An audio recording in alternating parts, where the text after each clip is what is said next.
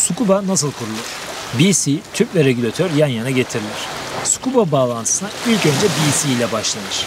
BC tüpe bağlandıktan sonra regülatöre geçilir. Denge ileğinizin bağlantı kısmındaki kemeri ıslatmak tüpe çok daha kolay ve rahat bağlanmasını sağlar. Bu yüzden ilk işimiz denge ileğinin bağlantı kemer kısmını ıslatmak olmalıdır. BC'yi tüpe bağlarken dikkat edeceğimiz ilk kısım tüpün vana kısmının BC ile karşılıklı ileri doğru baktığından emin olmaktır. Yanlış yöne doğru bakan tüp ve BC istediğimiz gibi bağlanmaz ve su altında bizi rahatsız eder. Bir elimiz BC taşıma tokasından, diğer elimiz bağlantı kemerinden tutarak BC'yi aşağı doğru indirip bağlar ve tokasını kapatırız. BC'nin bağlantı hizası tüpün vanasının BC taşıma tokası ile aynı hizada olduğundan emin olacak şekilde olmalıdır. BC'nin tüpün fazla aşağısından bağlanması bizi dalış esnasında geriye doğru çekmesine ve ani manevralarda vananın kafamıza vurmasına neden olur.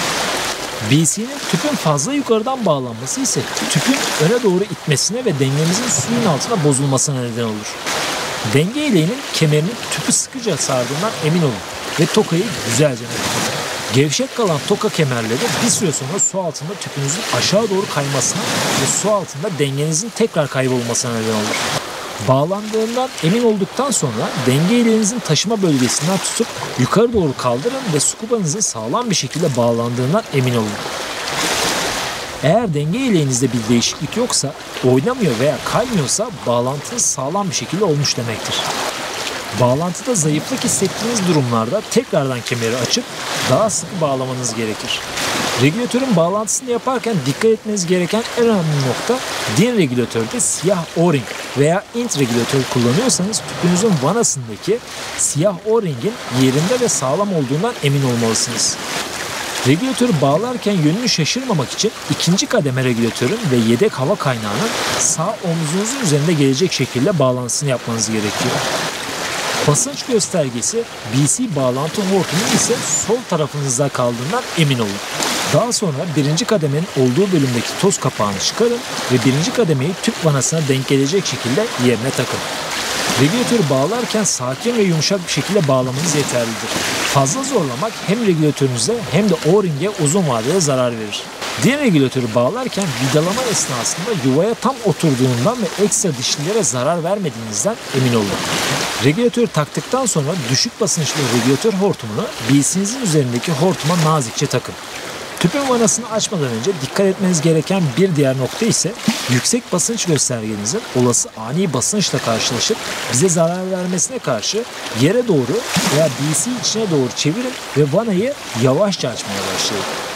Eğer vananın bağlandığı bölgeden az ve küçük sızıntılar duyarsanız tüp vanasındaki veya regülatör üzerindeki O-ring'in yıpranmış veya tozlu olduğunu anlayabilirsiniz.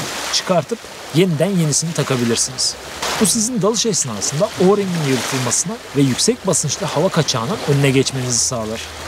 Bir elinizde gösterge, bir elimizde ikinci kademe regülatör bulunacak şekilde tahliye butonuna basarak göstergenizde bulunan ibrenin oynayıp oynamadığına bakın.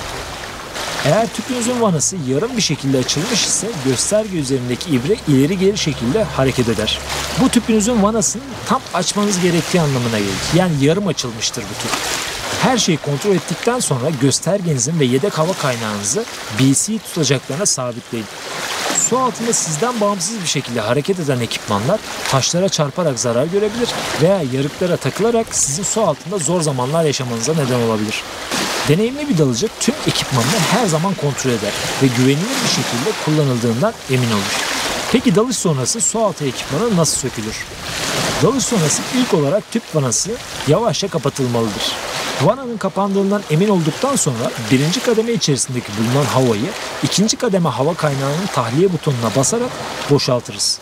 İçindeki hava tahliye edilmeden çıkarmayı deneyeceğiniz regülatör asla yerinden oynamaz. Bu yüzden birinci kademedeki hava mutlaka boşaltılmalıdır. Daha sonra düşük basınçlı BC'ye bağladığımız hortumu yavaşça sökün. Göstergeyi ve yedek hava kaynağı olan ahtapot tutacağından yavaşça ayırın. Regülatörünüzü bağlı bulunan tüp vanasından kontrollü bir şekilde çıkarın.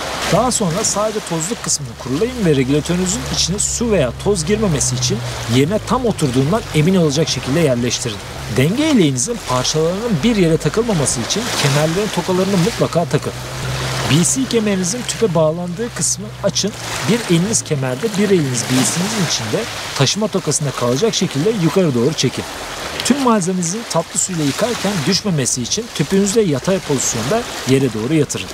Tatlı su ile durulama, klor bulunan havuz dalışı dahil olmak üzere tüm deniz dalışları sonrası mutlaka ihmal edilmeden yapılmalıdır.